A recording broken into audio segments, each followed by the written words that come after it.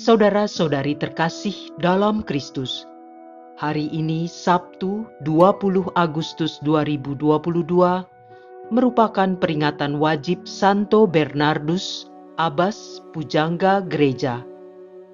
Bacaan dibawakan oleh Natasha Brenda, Mazmur dilantunkan oleh Ivan Suraatmaja, dan renungan ditulis oleh Bernadette Esther. Selamat menekuni Sabda Allah. Marilah kita semakin mengasihi, semakin peduli, dan bersaksi.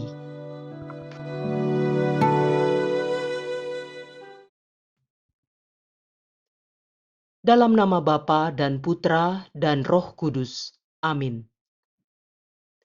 Tuhan, Engkau memberikan kepada kami firman-Mu. Firman-Mu telah menjadi manusia dan kini menjadi bentuk kehadiran-Mu di tengah kami. Utuslah Roh Kudus yang Kau janjikan sebagai penghibur yang mengajarkan kami makna firman-Mu itu. Kiranya inspirasinya membantu kami memahami firman yang telah ditulis dengan inspirasi ilahi. Jadikan pula kami melalui hembusan roh-Nya, tanah-tanah yang subur bagi pertumbuhan firman-Mu, hingga menghasilkan buah berkelimpahan. Demi Kristus Tuhan dan pengantara kami. Amin.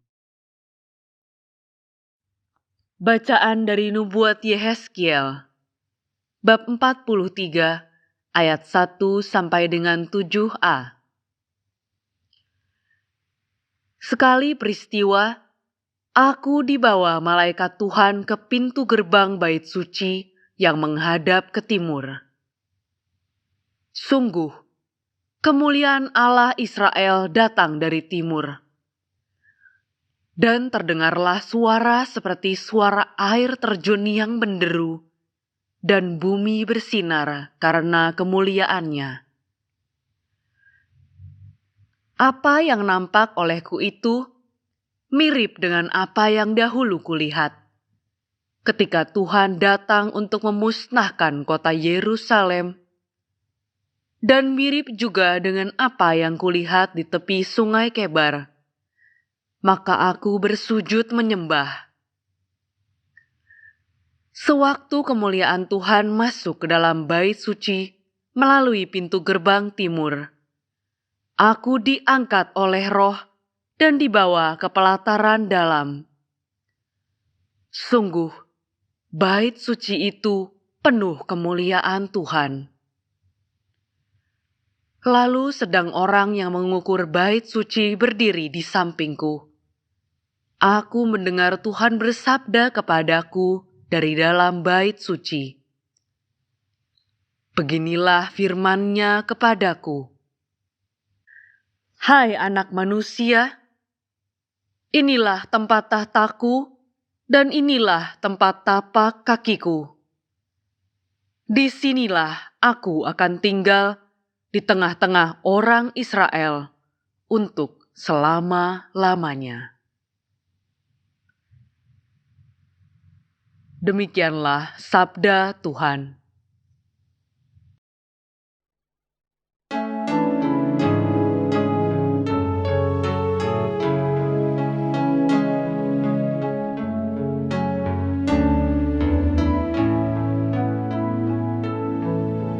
Kemuliaan Tuhan tinggal di bumi kita. Aku ingin mendengar apa yang hendak difirmankan Tuhan. Bukankah Ia hendak berbicara tentang damai? Sungguh, keselamatan dari Tuhan dekat pada orang-orang bertakwa, dan kemuliaan-Nya diam di negeri kita.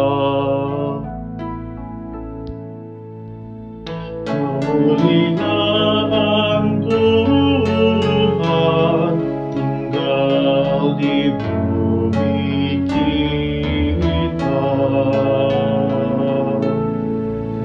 dan kesetiaan akan bertemu.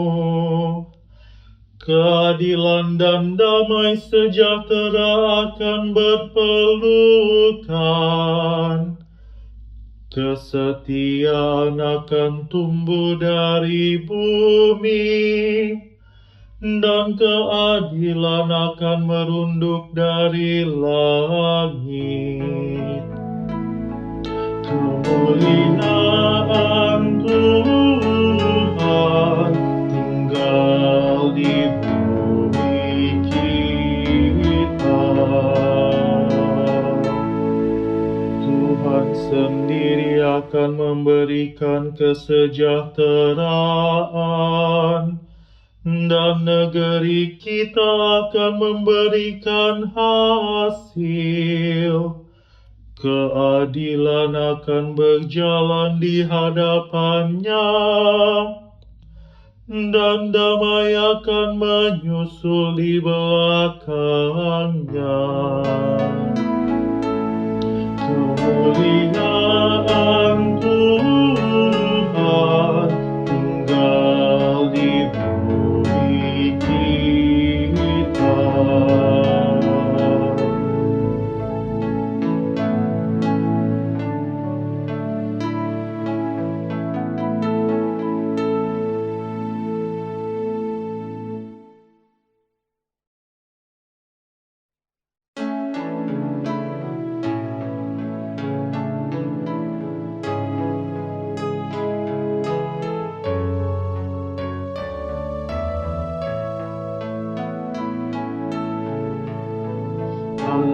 Haleluya, haleluya, haleluya, haleluya.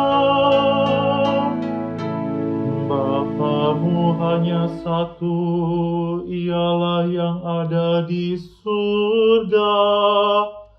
Pemimpinmu hanya satu, yaitu Kristus.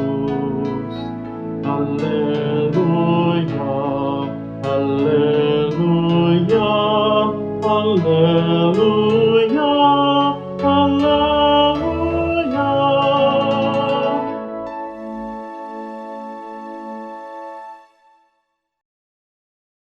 Inilah Injil suci menurut Matius, bab 23, ayat 1 sampai dengan 12. Sekali peristiwa, berkatalah Yesus kepada orang banyak dan murid-muridnya, ahli-ahli Taurat dan orang-orang Farisi telah menduduki kursi Musa. Sebab itu turutilah dan lakukanlah segala sesuatu yang mereka ajarkan kepadamu. Tetapi janganlah kalian turuti perbuatan mereka, karena mereka mengajarkannya, tetapi tidak melakukannya. Mereka mengikat beban-beban berat, lalu meletakkannya di atas bahu orang, tetapi mereka sendiri tidak mau menyentuhnya. Semua pekerjaan yang mereka lakukan hanya dimaksud supaya dilihat orang. Mereka memakai tali sembayang yang lebar dan jumbai yang panjang. Mereka suka duduk di tempat terhormat dalam perjamuan dan di tempat terdepan di rumah ibadat. Mereka suka menerima penghormatan di pasar dan suka dipanggil rabi. Tetapi kalian, janganlah kamu disebut rabi, karena hanya satulah rabimu, dan kalian semua adalah saudara. Dan janganlah kalian menyebut siapapun bapa di bumi ini, karena hanya satu Bapamu, yaitu Dia yang di surga. Janganlah pula kalian disebut pemimpin, karena hanya satu pemimpinmu, yaitu Kristus. Siapapun yang terbesar di antara kamu, hendaklah ia menjadi pelayanmu. Barang siapa meninggikan diri akan direndahkan, dan barang siapa merendahkan diri akan ditinggikan. Demikianlah sabda Tuhan.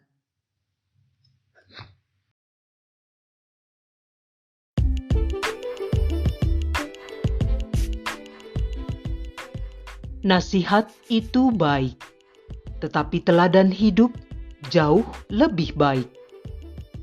Renungan dibawakan oleh Bernadette Esther.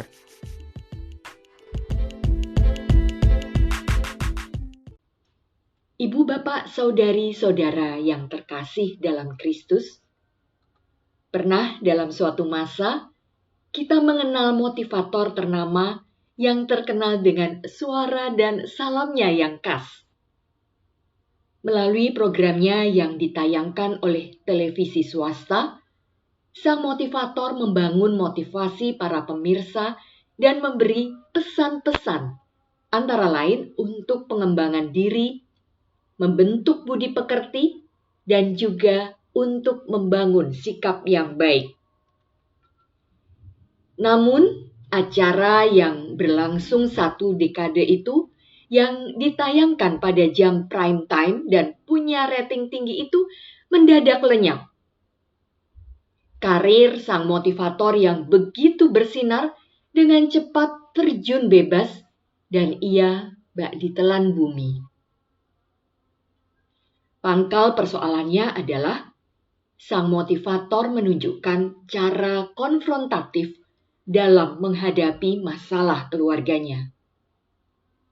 Sikap dan perkataan sang motivator yang berbeda 180 derajat dengan kalimat-kalimat nan bijak yang kerap diutarakannya membuat khalayak ramai bereaksi negatif. Ibu, bapak, saudari-saudara yang terkasih dalam Kristus, Injil suci hari ini juga memperlihatkan contoh perbuatan yang bertolak belakang dengan perkataan. Yang lebih fatal, yang melakukannya adalah para ahli-ahli Taurat dan orang-orang Farisi yang telah menduduki kursi Mursa. Artinya, mereka yang memegang kekuasaan dalam hal pengajaran Taurat dan berpengaruh dalam dunia politik dan kehidupan masyarakat luas. Dalam Injil Matius yang kita dengar tadi, Yesus mengkritik sikap ahli Taurat dan orang-orang Farisi. Yesus mengatakan, "Turutilah dan lakukanlah segala sesuatu yang mereka ajarkan kepadamu, tetapi janganlah kalian turuti perbuatan mereka, karena mereka mengajarkan, tetapi tidak melakukannya." Yesus mengecam ahli-ahli Taurat dan orang-orang Farisi dengan keras karena mereka cuma NATO, no action, talk only. Mereka tidak melakukan apa yang mereka ajarkan. Yesus tahu bahwa mereka hanya ingin mencari pujian dari orang-orang. Istilahnya carmuk, cari muka. Hidup mereka penuh sandiwara dan kepura-puraan. Perbuatan yang baik tidak mereka lakukan dengan ketulusan, melainkan dengan ambisi kesombongan terselubung untuk menjadi yang terkemuka. Bagi Yesus, sangatlah penting adanya kesesuaian antara kata-kata dan nasihat dengan praktek dan perbuatan. Antara yang luar dan dalam, yang lahir dan yang batin. Yesus memperingatkan dengan berkata bahwa yang terbesar ialah mereka yang menjadi pelayan bagi sesama. Melalui perbuatan kita, yaitu yang sungguh melayani dan rendah hati, orang lain harus dapat merasakan kasih Kristus. Bukan untuk menuai pujian atas kehebatan kita melainkan sebagai bentuk ketaatan dan rasa syukur kita atas karya keselamatan yang kita terima dari Kristus. Segala yang kita miliki adalah anugerah Tuhan, dan Ia bisa mengambilnya kapan saja Ia kehendaki. Kesadaran bahwa apa yang ada pada kita bukan milik kita, dan bahkan kita pun tak layak di hadapan Sang Pencipta, merupakan wujud kerendahan hati. Kerendahan hati memampukan kita bersikap menerima dan menghargai orang lain dengan tulus, serta melakukan apa yang telah kita katakan secara konsisten. Marilah berdoa. Allah Bapa yang Maha Rahim, bimbinglah kami agar mampu mengupayakan keserasian antara kata dan tindakan, sebagaimana telah dicontohkan putra-Mu terkasih, Tuhan kami Yesus Kristus, selama hidupnya di dunia ini. Biarlah Roh Kudus menerangi akal dan budi kami, agar kami senantiasa menyadari apa yang ada pada kami semata anugerah dan kebaikan-Mu kepada kami, sehingga kami mampu melayani sesama dengan tulus hati sebagai rasa syukur dan terima kasih kami kepadamu. Demi Kristus, Tuhan dan pengantara kami. Dalam nama Bapa dan Putra dan Roh Kudus. Amin.